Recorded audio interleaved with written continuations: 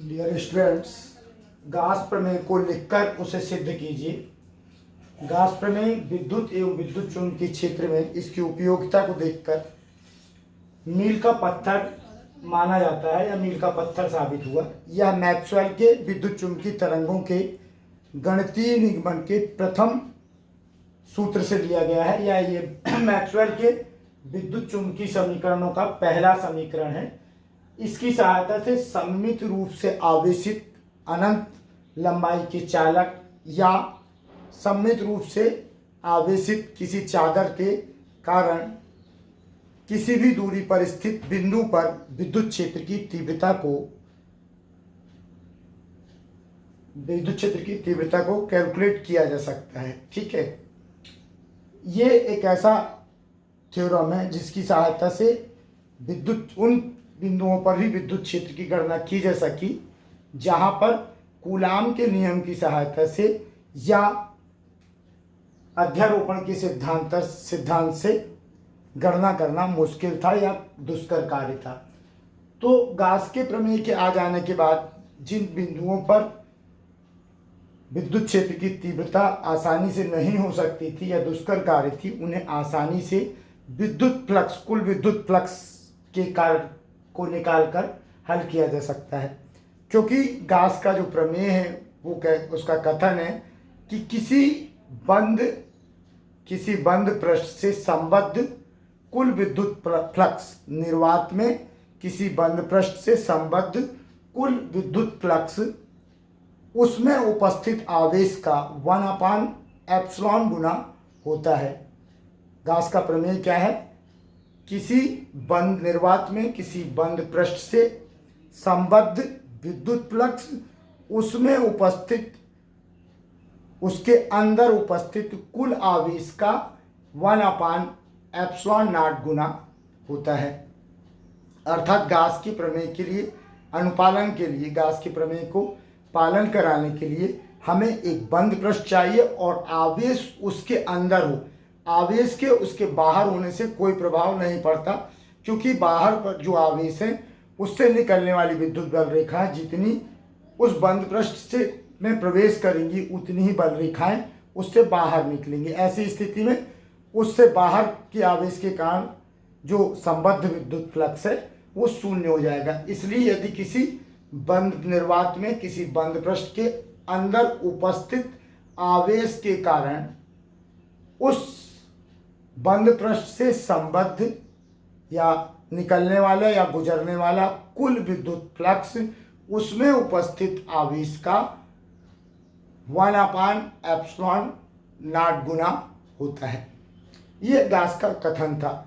और गाउस के प्रमेय के लिए दो चीज़ें आवश्यक रूप से ध्यान रखिए कि ये कभी भी तभी लागू होगा जबकि आवेश बंद पृष्ठ के अंदर हो, उपस्थित हो, उसके बाहर नहीं। और दूसरी चीज़ कि जिस पृष्ठ की हम कल्पना कर रहे हैं, जिस पृष्ठ के बारे में हम बात कर रहे हैं, वो पृष्ठ सभी तरफ से पूरी तरह से बंद होना चाहिए, किसी भी तरफ से खुला नहीं होना चाहिए। ये गाउस प्रमेय का कथन। इसके बाद गाउस प्रमेय की गणितीय व्याख्या की मान लेते हैं हम कि S क्षेत्रफल का एक बंद पृष्ठ है। S क्षेत्रफल का एक बंद पृष्ठ है जिसके अंदर Q आवेश उपस्थित है। तो इससे संबद्ध कुल विद्युत फ्लक्स, इस पृष्ठ से संबद्ध कुल विद्युत फ्लक्स फाई ई बराबर, हमने फ्लक्स की जो डेफिनेशन है सूत्र पहले ही पढ़ रखा है, surface integration E bar dot ds bar is equal to Q/एप्सिलॉन। तो ये हमें मिला गाउस का प्रमेय का गणितीय कथन। अब इसको हमें प्रूफ करना है। प्रूफ करने के लिए क्या चाहिए? हमें गाउस के प्रमेय को प्रूफ करना है। प्रूफ करने के लिए हमें आवश्यक है कि हमारे पास एक बंद पृष्ठ हो और उस बंद पृष्ठ के अंदर आवेश उपस्थित हो, और हमें सिद्ध करना है कि उस बंद पृष्ठ से संबद्ध कुल विद्युत फ्लक्स हम निकालेंगे क्या? उस बंद पृष्ठ का विद्युत फ्लक्स जो कि कितना होना चाहिए, उसमें उपस्थित आवेश का 1/एप्सिलॉन गुना होना चाहिए। तो हम मान लेते हैं, इसके लिए एक बंद पृष्ठ की कल्पना करते हैं। मान लेते हैं कि एक आर त्रिज्या का गोला है जिसके केंद्र पर, माना कि एक आर त्रिज्या का गोला है जिसके केंद्र पर धन Q आवेश, जिसके केंद्र O पर धन Q आवेश रखा गया है। पुनः माना कि एक बिंदु P, गोले की सतह पर एक बिंदु P स्थित है जिस पर विद्युत क्षेत्र की तीव्रता E है। तो विद्युत क्षेत्र की तीव्रता या कूलाम के नियम से E बार बराबर 1/4 pi epsilon naught into Q upon R square into unit vector R cap. Unit vector R cap, जहां R कैप सदिश OP की दिशा में O से, केंद्र O से बिंदु P को मिलाने वाले सदिश की दिशा में विद्युत क्षेत्र की तीव्रता की दिशा है, जिसे एकांक सदिश R कैप के द्वारा व्यक्त किया गया है। अब चूंकि बिंदु P गोले के किसी भी सूक्ष्म क्षेत्र पर ही स्थित होगा, अकेला बिंदु नहीं हो सकता, तो हमने माना, फिर कल्पना की कि हम मान लेते हैं कि बिंदु P एक बहुत सूक्ष्म क्षेत्रफल ds पर स्थित है। चूंकि क्षेत्रफल एक सदिश राशि है, ds बार एक सदिश राशि है, तो इसकी एक दिशा होगी और ds बार की दिशा क्या होती है? ds बार की दिशा उस पर खींचे गए अभिलंब की दिशा में होती है। चूंकि सदिश की दिशा, क्षेत्र सदिश की दिशा सदैव उस पर खींचे गए अभिलंब की दिशा में होती है और गोले के सतह के किसी भी बिंदु पर खींचा गया अभिलंब हमेशा त्रिज्यीय होता है। गोले की सतह के किसी बिंदु पर खींचा गया अभिलंब हमेशा क्या होता है? त्रिज्या की दिशा में होता है। तो इस प्रकार जो ds की दिशा है, अर्थात ds पर खींचा गया अभिलंब त्रिज्या की दिशा में होगा, अर्थात r कैप की दिशा में होगा। इसका आशय है कि एकांक सदिश r कैप जो विद्युत क्षेत्र E की दिशा को दर्शा रहा है, और दूसरा ds पर खींचा गया अभिलंब जो क्षेत्र सदिश ds की दिशा को दर्शा रहा है, दोनों की दिशा एक समान है, अर्थात ये समांतर हैं, तो इनके बीच बनने वाला कोण कितना होगा? 0 होगा। अब हमने कहा, तो यदि इस सूक्ष्म क्षेत्रफल ds से संबद्ध विद्युत फ्लक्स d फाई E हो, तो फ्लक्स की परिभाषा से हमने पढ़ रखा है कि किसी विद्युत फ्लक्स क्या होता है? विद्युत क्षेत्र E बार डॉट ds बार दोनों के डॉट प्रोडक्ट के बराबर होता है। तो d phi E equal to E bar dot ds bar. लेकिन समीकरण 1 में हमने E बार का मान निकाला है, कितना? 1/4 pi epsilon naught into Q upon R square into R cap, जिसका मान हम यहाँ E बार की जगह पर रख देते हैं, तो क्या हो जाएगा? d phi E equal to 1/4 pi epsilon naught into Q upon R square into R cap dot ds। चूंकि R कैप विद्युत क्षेत्र की तीव्रता को, दिशा को दर्शाता है और ds बार क्षेत्र सदिश है, तो R cap dot ds bar d phi E is equal to 1/4 pi epsilon naught into Q upon R square. अब इसमें डॉट प्रोडक्ट का फार्मूला हमने लगा दिया, तो mod of R cap into mod of ds bar into cosine between angle both. तो R cap और ds के बीच का एंगल कितना निकाला था हमने? 0। तो यहाँ cos 0 हो गया। R कैप का मान होता है 1, mod of R cap, unit vector का मॉड हमेशा मॉडुलस 1 होता है, इसको 1 रख दिया। ds बार का मॉड हमने मान लिया ds और cos 0 होता है 1। इस तरह से हमें क्या मिला? d phi E equal to 1/4 pi epsilon naught into Q upon R square ds। ये हमें गोले पर स्थित एक बिंदु को रखने वाले, गोले की सतह पर स्थित एक बिंदु P को रखने वाले सूक्ष्म क्षेत्र सदिश ds के से संबद्ध फ्लक्स मिला, जो कि d फाई E है। अब यदि हम गोले को, चूंकि गोले पर केंद्र से सभी बिंदुओं की, सतह के सभी बिंदुओं की दूरी एक समान है, इसलिए उस पर विद्युत क्षेत्र की तीव्रता एक समान होगी।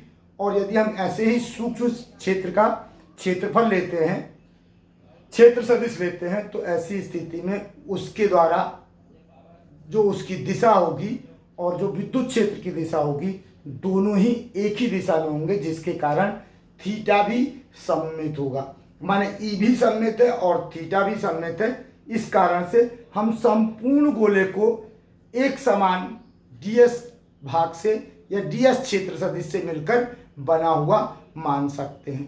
तब संपूर्ण गोले से संबद्ध विद्युत फ्लक्स फाई ई बराबर surface integration of D phi E, चूंकि हमने सबके क्या है डी फाई ई का मान सबके लिए समान होगा, और डी फाई ई का मान जब सबके लिए समान है और संपूर्ण गोले को हमने समान डी किसके बाद समान ds क्षेत्र के क्षेत्र सदिश के रूप में विभक्त कर दिया है, तो इनका समायोजन, इनका योग क्या होगा, संपूर्ण गोले के कारण उत्पन्न विद्युत फ्लक्स के बराबर होगा।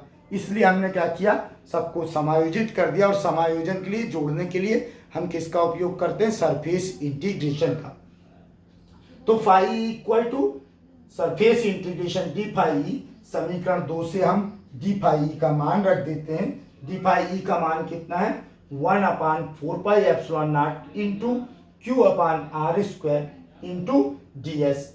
तो चूंकि यहाँ पर 1/4πε0 into Q upon R square क्या है, अचर राशियां हैं जिनका समाकलन नहीं होगा, तो इनको हमने समाकलन से बाहर कर दिया। तो phi equal to 1/4πε0 into Q upon R square surface integration of ds। Surface integration of ds का मतलब है कि ds के समान समस्त टुकड़े जितने भी भाग में हैं उनका योग, और हम जानते हैं कि ds के समान समस्त टुकड़े किस पर हैं, गोले के क्षेत्रफल से बने हैं, गोले के क्षेत्रफल को विभाजित करके बने हैं। इसलिए सरफेस इंटीग्रेशन ऑफ ds बराबर संपूर्ण गोले का क्षेत्रफल, जो कि किसके बराबर होता है, 4πr² के बराबर होता है। इसलिए सरफेस इंटीग्रेशन ds के स्थान पर हम किसको लिख देते हैं, 4πr² को। तो phi equal to 1/4πε0 into Q upon R square into 4πr²।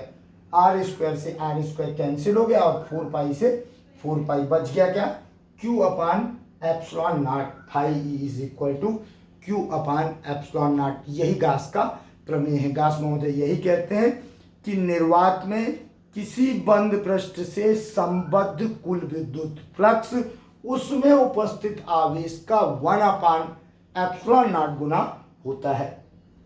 यदि ये किसी परावैद्युत माध्यम में रखा जाता, यदि गोले को किसी परावैद्युत माध्यम में रखा जाता, तो इससे संबद्ध कुल विद्युत फ्लक्स Q इंटू K∈0 हो जाता, जहां K परावैद्युतांक, उस परावैद्युत माध्यम का परावैद्युतांक होता है। इस तरह से ये गास का प्रमेय है, बहुत इंपॉर्टेंट, कई साल आता है और इसका बहुत अनुप्रयोग है। ये सब, ये जो गास का प्रमेय है आपका, उन सभी पर लागू होता है, जैसे चुंबकीय बल, जो व्युत्क्रम वर्ग के नियम का पालन करते हैं। तो गास का प्रमेय ना केवल विद्युत फ्लक्स को दिखाता है, बल्कि चुंबकीय फ्लक्स भी निकालना है तो भी काम आता है। तो ऐसे जहां भी व्युत्क्रम वर्ग के नियम लागू होते हैं, वहां पर गास के प्रमेय का उपयोग किया जा सकता है। थैंक्स।